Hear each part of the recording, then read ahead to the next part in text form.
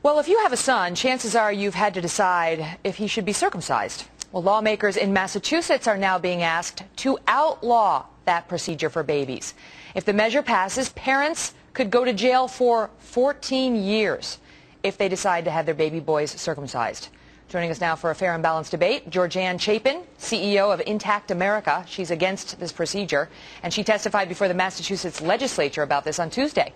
Dr. Mark Siegel is a member of our Fox News Medical A-team and a Fox News contributor. Afternoon to you both. Hi, Megan. Good afternoon. All right, Georgianne, so let me start with you. Why, the argument you hear from parents against this is leave it in the parents' hands. Why do you think that that is a bad idea? Well, that violates the precepts of medical ethics, which say that it is only the parent's right to make the decision for medical treatment for a pathological condition that threatens the life of the baby. Babies born with foreskins are totally normal. They're healthy. It's a normal thing, and parents do not have the right to cut body parts off of their babies. We don't do it on girls, and we shouldn't do it on boys. Dr. Siegel, it's true that it would be illegal to perform it on girls. Is that a reasonable analogy? No, and of course it should not be done on girls. But look, of course it's also not true that parents can only treat pathological conditions. They make a decision to do a C-section. They make a decision to cut the umbilical cord. Why isn't the umbilical cord? Why don't the kids walk around with that? You put something in the eyes to prevent infections, all kinds of decisions. How about vaccination? That's not for a pathological condition. We do that to newborns. That's the first thing. And I also want to tell you, as a practicing Jew, I think that this is covered under the Constitution, under the First Amendment, because it's a commandment in my religion to have a circumcision done.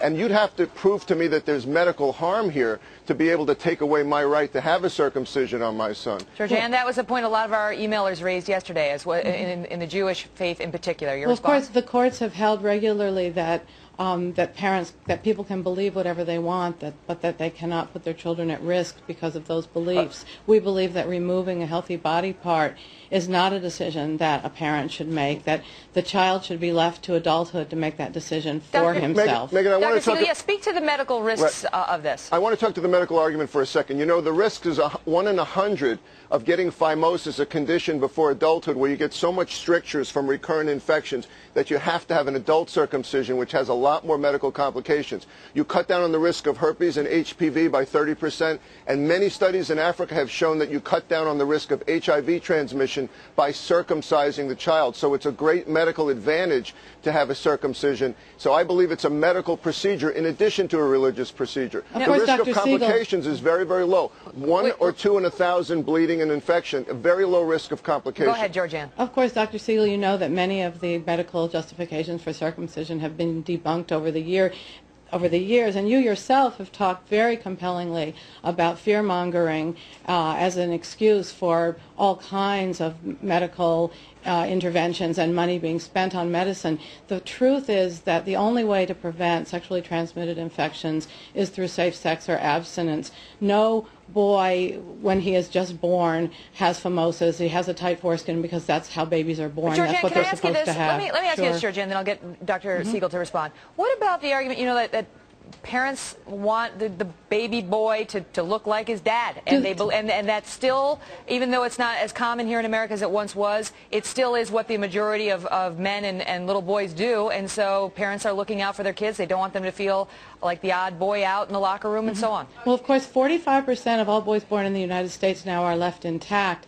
and that's a great question, Megan, because we don't give our children back if they have different color eyes from their father. We don't give our children back if they're taller or shorter than their parents, and I'm not really aware of any families that regularly compare the shape of the genitals between the children and the parents. So I just think that's kind of a silly argument. Dr. Siegel, my father has told me that he was not circumcised, and of course my brother was, and that's because it became a kind of imperative, a cultural imperative. Okay. So I don't think that's a good reason. Megan, I like the compliment on fear-mongering, but frankly I think the fear-mongering here is on the side of making parents afraid of having circumcision.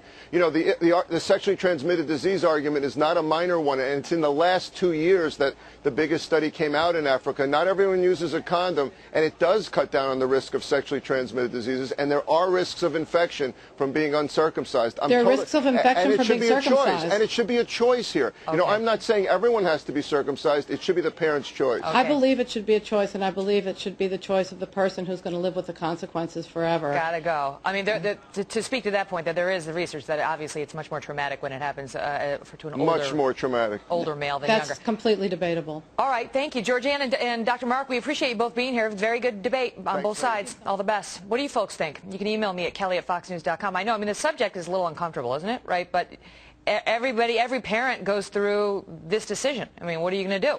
And now, I mean, to criminalize it, you know, they push for that in many states. It hasn't succeeded anywhere. Anyway, okay.